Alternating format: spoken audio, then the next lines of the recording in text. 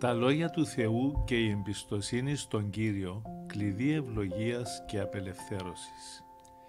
Παροιμίες 3, 1 με 12.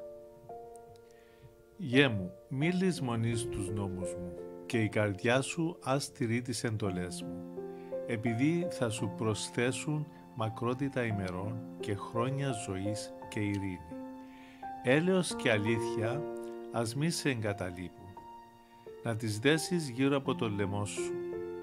Χάραξέ τες στην πλάκα της καρδιάς σου. Έτσι θα βρεις χάρη και εύνοια μπροστά στο Θεό και στους ανθρώπους.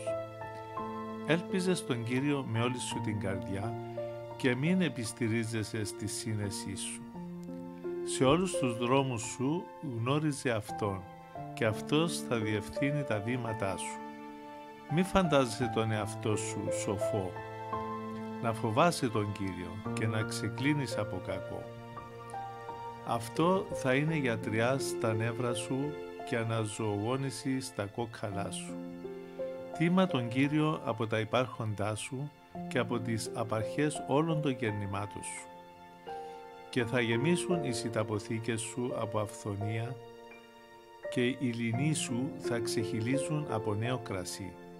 Γιέ μου, μην καταφρονείς την παιδεία του Κυρίου και μην αθυμείς όταν ελέγχεσαι από Αυτόν, επειδή ο Κύριος ελέγχει όποιον αγαπάει, όπως ο πατέρας το γιο του, στον οποίο αρέσκεται.